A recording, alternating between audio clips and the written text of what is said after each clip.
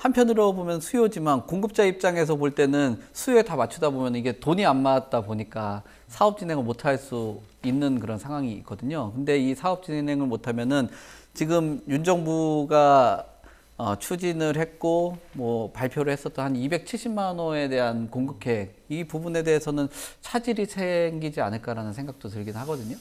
일단은 이 270만 호 과연 어떻게 볼 것인가도 상당히 저도 퀘스천 마크가 붙긴 해요. 그리고 지금 최근에 공급을 하는 입장에서도 미분양이 지금 속출하고 있는데 과연 공급했을 때 그거에 대한 어쨌든 회수가 가능한지, 그리고 원자재값이 워낙 상승해서 뭐 재건축 같은 경우도 원자재값 상승해서 그 조합원들이 내는 비용도 상당히 더 올라가는 부분에 대해서 과연 이 돈 자금 마련을 어떻게 할 것인지, 그렇다면 금리가 좀 내려가야 되는데 그럴 기미가 보이지 않는 상태에서 과연 270만 호가 과연 성공의 궤도에 오를 것인지 연착륙에 이를 것인지, 그거는 저희가 봐도 현재 시점에 조금 암울하지 않을까라는 생각이 들고, 내년에 뭐 어느 정도 이제 전월세들이 안정화되고 그런 부분을 보면은 좀 더 나아질 거라는 상황이 보여진다고 하나, 하지만 현재까지는 이 심리가 상당히 얼어 있는 상태에서 그러면 이 70만면 그 주변에 있는 아파트까지도 분명히 영향이 있을 거라고요. 그러면은 같이 떨어진 동반 하락인데 과연 그것들을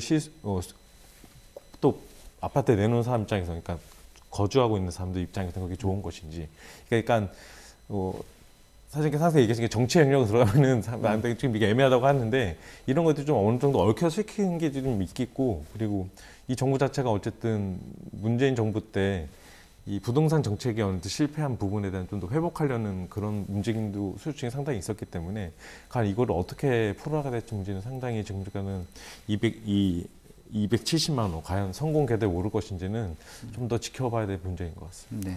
지금 앞에 말씀하신 것처럼 네. 수요에 맞춘 그런 가격을 결정을 해줘야지 아무래도 소화가 될 거다라고 말씀을 드렸는데, 또 여기는 네. 또 부담스럽다 보니까 그럼 비용이나 행정적인 부분을 좀 간소화해줘야지 또 이렇게 보완이 될 거 아니에요. 그것 네. 때문에 재건축 완화에 대한 규제 뭐 이런 네. 것들을 하겠다라고 지금 계속 언급을 하는 것 같은데, 이런 네. 것들이 이루어진다라면 어떻게 공급에 조금 더 속도를 낼 수 있지 않을까라는 뭐 시장의 네. 뭐 예상이라든지 기대 심리도 좀 있는 것 같은데요.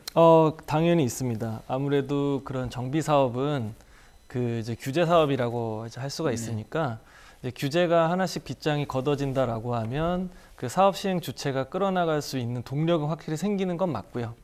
다만 이게 이제 지금처럼 매수 심리가 죽거나 하면 사업 진행이 이제 규제는 풀렸지만은 그 시장에서 이제 끌고 가고자 하는 이제 의지가 좀 떨어질 수 있는 건데요.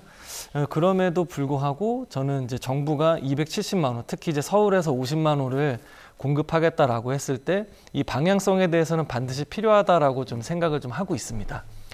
그 결국에는 이제 빈 땅이 없고 정부 주도하에 어떤 이제 신도시를 만들기도 어려운 이제 그런 곳에서 노후된 곳은 빨리 좀 정비를 해서 새로 공급을 좀 도모하는 것이 나중에 또 한 번 이렇게 시장 상황이 변해서 가격 상승기가 왔을 때 그때의 사람들이 원하는 곳에 대한 그 유효 공급을 하려면 지금도 계속 그런 그 이렇게 수반될 수 있는 규제들을 좀 풀어놓고 좀 진행을 좀 해야 되는 게 좀 맞다라고 좀 생각을 하고 있고요. 그 제가 그런 얘기를 조금 이제 하고 있는데, 예전에 히포크라테스인가요? 그 얘기를, 그런 명언이 그 인생은 짧고 예술은 길다 이런 얘기를 하잖아요. 근데 그거를 이제 모 고객께서 인생은 짧고 재건축은 길다 이렇게 얘기를 하시더라고요. 예, 그래서 뭐 그 이제 모 토지거래 허가구역 내에 이제 재건축 그 이제 조합 설립이 된 아파트를 보유하고 있는 조합원이신데 빨라봤자 한 8년 본다. 그리고 둔촌주공이 이미 이주를 한 조합원들도 새 집으로 들어가려면 이미 이제 5년 7년이 걸리는 상황에서, 그러면 여기서 최소 8년이면 더 이상 걸릴 수도 있는데, 그러면은 그럼 시장 상황이 좋아졌을 때까지 기다렸다가만 할 수 있는 건 아니지 않느냐.